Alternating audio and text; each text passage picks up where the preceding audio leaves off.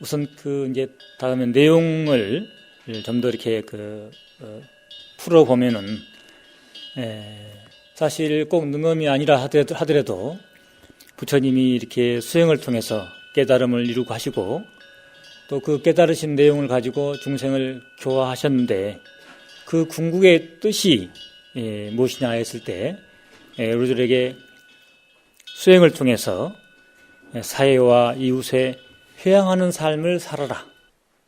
여러 가지로 의미를 생각해 볼 수 있는데 그 중에서 이렇게도 생각해 봤습니다. 우리들에게 수행을 통해서 사회와 이웃에 회양하는 삶을 살아라. 이 사회에 필요한 사람이 되라. 남을 도와주는 사람이 되라.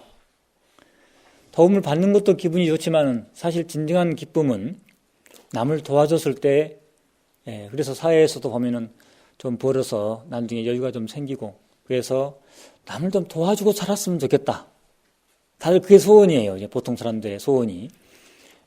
도와준 입장이 됐을 때 아주 행복하죠. 받는 것은 한두 번이지 결국에는 완전한 행복은 내 어떤 그 존재의 의미가 이 사회에 필요한 사람이 되었을 때 이 사회에 맨 도움만 받는 사람으로 살 때는 사실은 정신적으로 힘들죠. 그런 이제 삶을 살게 하기 위해서 정말 멋있는 삶을 살게 하기 위해서 불법이 필요한 거죠. 그래서 우리가 수행하고 또 불교에 들어온 이유가 이런 수행을 통해서 사회와 이웃에 회화하는 삶을 살기 위해서 또 부처님의 뜻도 그렇고 역시 우리들의 뜻도 그런 것이라고 하겠습니다. 능엄은 이 능엄경은 그러한 회양의 삶을 투철하게 잘 살 수 있도록 항상하고 영원한 참나 능엄경에서는 열의장성이라고 이렇게 열의장묘진여성이라고 이렇게 표현하고 있습니다. 결국 참다운 나 열의장성을 깨닫게 하는 경전입니다. 이러한 까닭에 특히 참선을 강조하는 선종에서 중요시했으며 다른 종파도 마찬가지겠습니다만은 특히 선종에서 이런 것을 더 찾았었습니다. 지금도 그렇지만 옛날에도 처음에 시작부터가 활발하게 사회의 주인공이 되는 그것도 처처의 주인공이 되는 이런 삶을 강조한 것이 선종이기 때문에 더더욱이나 능엄경은 선종에서 좋아했다. 예부터 능엄경 요지를 이야기할 때 기타겸 발묘명 여러분들이 나중에 또 4급 승가고시 비국에 받을 때 시험 문제 나올 때 당연히 나오겠죠. 능엄경 요지가 뭐냐 했을 때 기타겸 발묘명 이렇게 이제 되는데 그냥 말로 설명해 보면은 타겸을 버리고 타겸은 혼탁한 사회 모습이죠. 환경에 사로잡혀 물질에 끌려가는 혼탁한 마음을 버리고 기타겸 버릴 기자 혼탁할 탁자 오염될 염자 그래서 타겸을 버리고 환경에 사로잡혀 물질에 끌려가는 혼탁한 마음을 버리고 오묘하고 밝은 깨달음의 지혜와 자비를 개발하는 것. 묘명이라고 할 때 명자는 지혜와 자비입니다. 결국 불성을 드러내게 하는 일, 그것이 능엄경의 소식입니다. 내 안에 있는 열의장성을 드러내게 하는 일. 열의장성은 지혜와 자비. 그래서 오묘하고 밝은 깨달음의 지혜와 자비, 아니면 바꿔서 자비와 지혜. 지혜를 앞에 놓으면 지혜에 치우치고 자비를 앞에 놓으면 자비에 치우칠까 염려스러운데 언뜻 잘못해서 깨달음이라는 것이 지혜로만 치달리는 그런 경향이 있을 수도 있습니다. 사실은 깨달음은 자비입니다. 그래서 화엄경에서는 깨달음은 자비라고 얘기하고 있습니다. 지혜를 말 안 하고 지혜는 너무 당연한 것이기 때문에 따라오는 거고 참다운 지혜는 자비가 따라올 수밖에 없고 또 참다운 자비는 지혜로울 수밖에 없어요. 그래서 지혜와 자비는 한 묶음, 동전의 양잎과 같아서 보리심이라고 표현하고 있습니다. 보리심이 뭐냐 했을 때 지혜와 자비. 그래서 오묘하고 밝은 깨달음의 자비와 지혜를 개발하는 것. 그래서 발묘명 이렇게 능엄경을 뜻하는데 아주 잘 표현했다고 할 수 있겠습니다. 이러한 내용은 반드시 능엄이 아니더라도 부처님의 모든 가르침이 여기에서 벗어나지 않을 것이다. 그러나 능엄이 다른 경전과 차이가 있는 것은 부처님이 아난과의 대화를 통해서 그동안 여러 경전에서 말씀하셨던 것을 총정리하여 설하셨다는 점이다. 그러기에 그 내용이 다른 경전보다 더 구체적이고 체계적이며 특히 실천적인 선정의 수행을 강조함으로써 지혜만 쫓는다든가 형식만 따르는 치우친 수행을 정책하는 의미가 담겨져 있는 것이다. 특히 이 경은 능엄주에 의해서 악마의 마구니의 장애를 물리치고 해강반조하는 이근원통 등의 수행에 전념케 하여, 그래서 지금 이근원통이란 말이 나오고 해강반조란 말이 나오는데 이런 것이 우리 선종의 화두참선과 통하기 때문에 능엄경을 가까이 할 수밖에 없습니다. 해강반조, 이근원통, 이근원통에 대해서는 뒤에 또 설명이 되겠습니다. 그렇게 해강반조하는 이근원통 등의 수행에 전념케 해서 열애의 진실한 지혜를 깨닫게 함으로써 생사의 괴로움을 벗어나게 하려는 것이 이 경의 목적이며 그 중심 내용은 열애장 사상이다. 열애장이란 말이 자주 튀어나옵니다. 열애장이란 말이 무슨 말인가 한번 이렇게 정리해 봤습니다. 주 4번. 능엄에서 열애장의 의미는 무엇인가? 열애장이란 객진번뇌에 덮여있는 자성청정심의 뜻이다. 아주 깨끗하게 존재하는 그 청정에다가 때가 좀 끼어 있다는 거예요. 그러니까 객진번뇌, 밖에서 붙었다. 객인, 주인이 아니고 손님이라고 할 수 있는 객이, 개그티끌, 그러니까 번뇌죠. 객진번뇌가 이 청정한 것을 조금 덮고 있다는 거예요. 그러니까 안의 것은 청정한 건 분명하지만은 조금 이렇게 징생 속에서, 그러니까 열애가 중생 속에서 살고 있는 모습이기도 합니다. 열애끼리만 사는 것이 아니라 중생들하고 같이 있다. 연꽃의 의미가 되겠습니다. 그래서 열애장이란 객진번뇌와 함께 있는 자성청정심의 뜻으로 이는 부파불교 가운데 대중부에서 주장하는 심성번정론 이런 것을 이어받은 것이며 대승의 반야공관을 배경으로 하고 있다. 그러면서 거의 같이 이렇게 의식보다 더 먼저 생기기도 하고 나중에 서로서 주고받으면서 발전을 계속 해오지만은 어떤 시작은 그렇다는 거예요. 이와 같이 마음의 본성은 청정하고 번뇌는 객진에 지나지 않는다. 본래 청정하다. 이렇게 이제 보는 데서 출발한 열애장 사상은 유식 사상과 교류하면서 학설을 발전시켜 나갔는데 능엄에서는 때로는 열애장, 때로는 진견, 경전을 보면은 이 표현을 진견이라고도 합니다. 진견. 또 묘명이라고도 표현하기도 하고, 또 진성, 또 참마음, 상주심 등 여러 가지 또 표현되고 있는데 외계의 사물에 끌려가는, 외계의 사물에 끄달리는 망견과 다르다는 입장에서 진견이고, 외계의 눈에 보는 대로 끌려가는, 좋은 것 보면 갖고 싶고 이런 그 마음들이 망견입니다. 그거에 반대되는 개념으로 끌려갈 때 내가 또 이러고 있구나 라고 알아차리는 입장이라고도 할 수 있겠습니다. 화가 날 때 또 내가 화를 내고 있구나. 정신없이 화가 나다가도 어느 사람은 1분 만에 느끼기도 하고 어떤 사람은 한 2, 3분 지나가지고 한참 내다가 또 내가 화냈구나. 어떨 때는 또 너무 심하게 내가지고 그 사람이 잘못한 것보다도 내가 또 반응을 더 크게 해가지고 이제 대려 오히려 자기가 사과해야 될 입장까지 가버릴 수도 있어요. 어쨌든 그렇게 늦게 깨어나면은 다시 열애장성으로 돌아가는 거예요.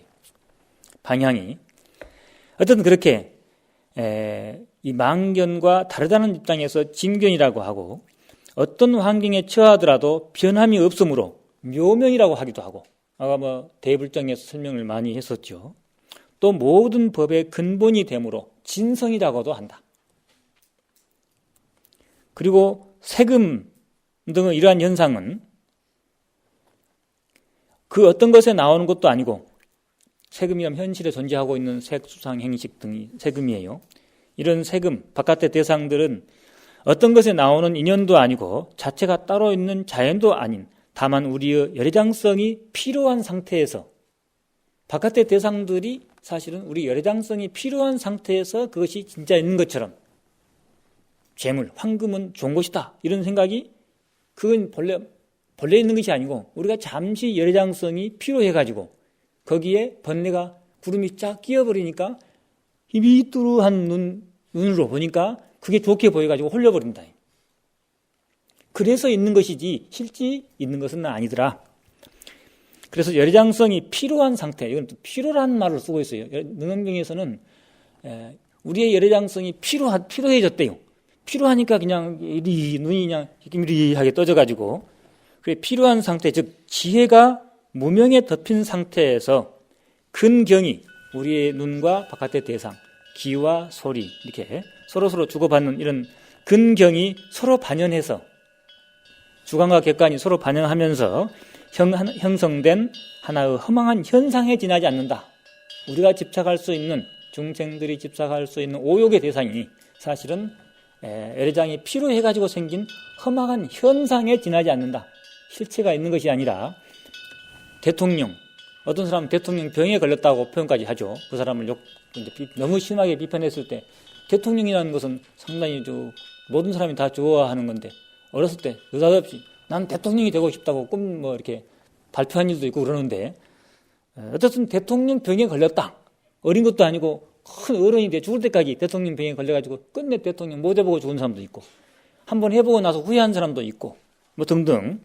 어쨌든 이런 것들이 인연도 아니고 자연도 아니고 사실은 다 열애장성에 필요한 상태에서 생긴 하나의 허망한 현상, 그 집착했던 마음들이 다 꿈이었던 것이더라. 그러므로 세금 등이라고 할 때는 이제 색, 수상, 행식, 오온이에요. 우리의 중생의 모습은 마음과 몸과 마음으로 되어 있는데, 그걸 좀 더 구체적으로 나누어 놨을 때 오온이 됩니다. 오온, 색에 모든 게 포함되죠. 안팎으로. 이 몸뚱아리도 색과 바깥의 대상들, 색. 수, 느낌들. 상당히 오온은 이 마음의 측면을 더 강조했어요. 색으로 해서 물질을 싹 통일시켜 놓고, 수, 상, 행. 수는 느낌이에요. 상은 어떤 이미지입니다. 행은 거기에 대한 충동이고, 의지, 충동. 식은 거기에 이제 분별하는 것이죠. 색, 수상, 행식인데, 색하고 수상, 행식이 이제 마음의 세계예요. 예를 들어서 전화가 짜르륵 울렸는데, 착 수화기를 듣자마자, 이제 내가 좋아하는 사람이 착 전화를, 내가 아주 절친한 도반이, 그 안에도 한번 찾아가고 싶었는데, 시간도 안 되고, 공부하다 어쩌다 여건이 안 돼가지고 했는데, 전화가 짜르륵 온 거예요. 너무 반갑잖아요. 그냥 이미지가 착 드는, 그 맑고 깨끗했던 내 도반. 그 사람 앞에서는 뭐든지 말을 할 수도 있었고, 뜻을 같이 할 수 있었다라고. 그냥 먹은 것도 같이 입에 들어갔던 것도 같이 먹고 싶을 정도로 좋은 사람. 그런 사람이 있죠. 어쨌든, 엄청나게 좋은 사람이에요. 너무 좋아도 문제지만은, 어쨌든 그렇게 좋은 사람의 목소리가 착 들렸을 때, 그 좋았던 이미지가 쫙 떠올리면서 충동이 일어나는 거예요. 같이 차 한잔 먹고 싶다든가, 이런 충동이 쫙 일어나는 거예요. 그러면은, 처음에 그 사람의 목소리가 내 귀에 착 부딪혔어요, 이제. 촉이에요. 12연기에서 보면은 촉이 있죠. 무명, 행, 식, 명생, 유깁. 무명이 이제 완전히 그대 이제 우리가 알지 못하는 어리석은 그것이 개재된 상태에서 행은 이제 전생의 이제 업이죠. 그 전생의 업이 이제 씨앗으로서 들어와가지고, 그다음에 식, 명색. 식은 이제 우리의 60부터 70, 80까지 다 포함하고 있어요. 그다음에 명색은 바깥의 대상이에요. 유깁은 안에 육군이죠.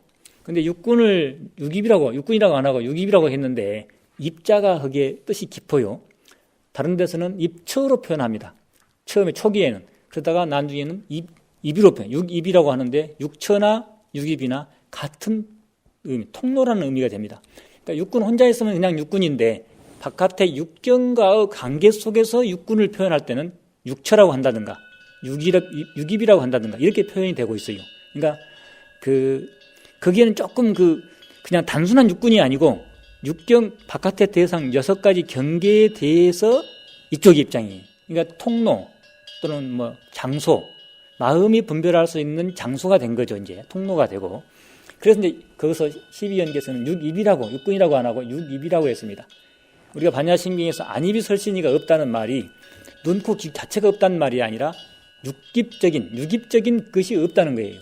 육군에 의해서 생겨난 분별심이죠. 그러니까 코를 코라고 생각하고 있어요. 이제 그런 것들이 이제 복잡합니다. 좀 능엄경에서는 그런 건 잘 안 다루고 일단 여기서 지금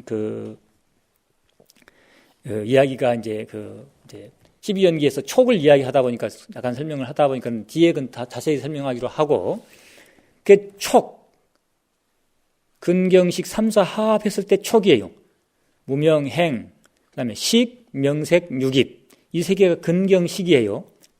식은 식이고 명색은 바깥의 대상 육경이고 경 그다음에 육입은 이제 근이고 육근 근 그러면 근경식 3사 하합이 촉이에요. 부딪히 촉자 촉이 일어나면은 바로 느낌이 오게 돼 있어요. 수가 되면은 느낌이 쫙 오게 되면은 이미지가 쫙 떠올라요. 그게 수 다음에 이제 그러니까 수하게 되면은 12연기는 수 다음에 애죠. 근데 사실은 수에 있을 때 수상행이 같이 갑니다. 수상행이 느낌이 전화가 와가지고 탁 하자마자 이미지가 내 친구, 내 도반 이미지가 쫙 떠올라요. 그러면서 충동이 일어나죠. 의지가 만나고 싶은. 또 반대로 싫어하는 사람이면 어쩌겠어요? 또 그렇지 않아도 피하고 싶었는데 전화가 와버려 해필 받아버렸어요. 얼마나 짜르르하니 그냥 그 싫은 사람이 또 이제 할 수 없이 또 만나야 되는구나. 얼굴이 찡그레지고 그냥 온몸이 쭈시죠. 그냥. 어쨌든 수 다음에는 이미지, 상은 이미지예요. 오온에서 색, 수상행할 때 수가 느낌, 쫙 받아들이는 느낌이 오면서 이미지가 쫙 떠오르죠. 그 다음에 충동이 좋은 입장의 충동이든지 나쁜 입장의 충동. 나쁜 입장의 충동은 닭살이 돋겠죠. 좀 불편하죠. 그러면서 그 사람은 좋은 사람, 그 사람은 나쁜 사람 등등 가지가지 분별이 이제 여러 가지 분별이 나오게 되죠. 이제 이런 이제 촉이 있으면서 다시 이어지게 되는데 그 세금, 수음 뭐 등등 오온이라고 표현하기도 하고 오음이라고 표현하기도 하죠. 교리에서 보면은 그래서 이제 세금 등 할 때는 색수 상행 식 오온을 상징하고 그래서 세금 등이 오온이라고 하는 것이 바깥에 우리 것이 됐든지 안의 것이 됐든지 오음은 이 우주 전체를 표현하고 있습니다. 내 몸만 가지고 오온이라고 하지 않습니다. 이 우주 전체 지금 이대로 이 전체가 오온이에요. 오온이 그대로 열애장일 수도 있고 오온이 그대로 고통의 세계일 수도 있습니다. 그럼 색으로 보는 세계면은 고통의 세계고 공으로 색즉 시공 할 때 공으로 보는 세계라고 하면은 그것이 그대로 열애장성이 되겠습니다. 그래서 오온 등이 인연도 아니고 저것이 있기 때문에 이것이 있다라고 할 때 이렇게 완벽한 입장에서는 불성이지 인연에 의해 생긴 현상이 아니라는 거죠. 그래서 인연도 아니고 자연도 아닌 공이요 연기이기에 부정적으로 표현하니까 공이지만은 긍정적으로 표현하면은 불공이죠. 불공이라는 그러니까 대승 초기의 소승불교 내지는 초기 불교에서는 그 자체 실상을 부정적으로 표현을 했습니다. 무하다, 공이다 이런 표현을 했는데 뒤에 대승불교에 오게 되면 긍정적인 표현을 많이 하게 됩니다. 그래서 불공이다, 불성이다, 진여다, 예장이다 뭐 이런 표현을 많이 하죠. 그래서 인연도 아니고 자연도 아닌 공이요 연기이기에 그 모두가 그대로 열장성임을 알아야 한다는 것이다. 결국 능엄에서 하고자 하는 것은 이 세상 모든 것이 눈에 제대로 되지 못한 구름 낀 눈으로 봤을 때는 색으로 보이지만은 사실은 그런 것들이 다 허망한 현상이고 하나의 실체로 있는 것이 아니라 하나의 우리 열애장성이 피곤해서 생긴 하나의 현상은 지나가는 거잖아요. 구름이 이렇게 오리도 만들었다가 큰 양도 만들었다가 또 용으로 만들기도 하고 구름 속에서 햇빛을 받아가지고 빛나면서 그러면 막 그것만 보고도 우리가 환희스럽죠. 근데 그런 것들이 구름이 이렇게 햇빛과 관계 속에서 하나의 보여지는 현상이죠. 실체가 있는 것이 아니라 우리 그 중생사리도 그렇다는 거죠. 명예라든가 이성이라든가 이런 것들이 결국에는 하나의 현상에 지나지 않고 사실은 제대로 보면 전부가 열애장성이더라. 이것을 알아야 한다는 것이 능엄경의 취지다는 거예요. 능엄에서는 이러한 이치를 밝힌 것이 견도분이고 이러한 열애장의 세계를 얻기 위한 수행 방법을 설한 것이 수도분이다. 그래서 능엄경은 이러한 열애장성을 밝히기 위한 그런 경전으로 되어 있다는 것이 여기에 주된 내용입니다. 내용은 경전의 내용이 보면은 서론이 있고 본론이 있고 또 이제 마지막으로 이제 이 경을 잘 보호해서 회항해 달라는 그런 부처님의 부탁의 말씀이 이제 써져 있게 되는데 서론은 서분이라고 하고 본론은 정종분이라고 합니다. 결론은 여기서는 이제 알아서 수행을 해야 되기 때문에 직접적으로 세상의 논문은 보면은 서론, 본론, 결론 딱 이렇게 하는데 경전은 결론은 자기 몫이에요. 그래서 서론과 본론만 얘기하고 결론은 자기 몫으로 남겨두고 부탁만 하는 걸로 끝납니다.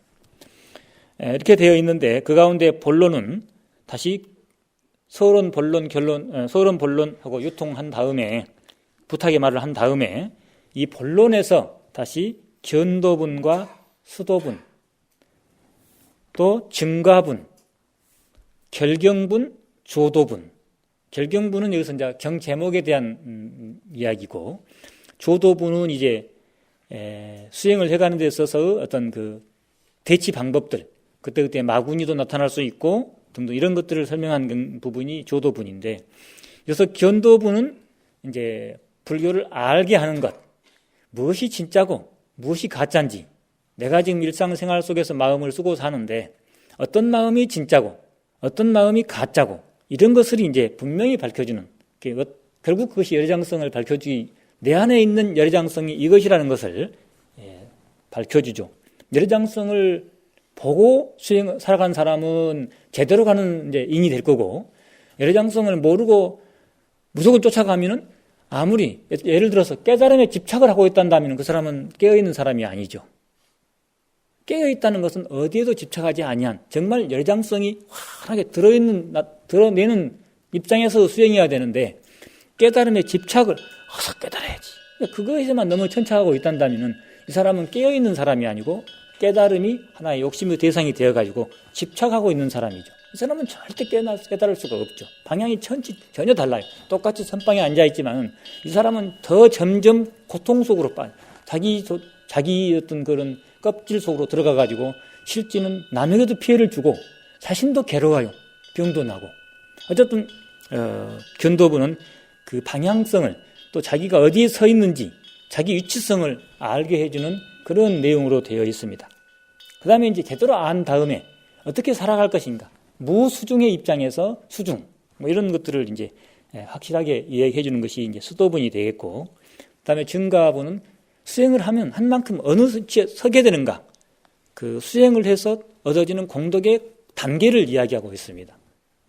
53 선지식을 만나는 선제동자가 하나하나 이렇게 만나가면서 자기의 어떤 그 세계가 넓어지겠죠. 자기의 그 안목이 넓어지고 지혜가 열리고 이렇게 트이는 이런 입장 속에서 그 단계가 이제 그전에는 내가 절에 가서 행자 생활 마치고 이렇게 계를 받고 집에 한번 가봤더니 눈빛이 다르다고, 집에서 한다면 그만큼 나도 모르는 사이에 다른 사람이 볼 때는 내 경계가 높아진 거죠. 그 단계를 53단계로 이제 설명도 하고 하는데, 증가분은 그런 어떤 그 증의 세계, 내가 증득에 가는 데 있어서 단계를 설명해서 수행에 도움이 되라고 이렇게 정리해 되어 있는 것이 이제 능엄경의 전체의 어떤 그런 과정, 도표라고 할 수 있겠습니다.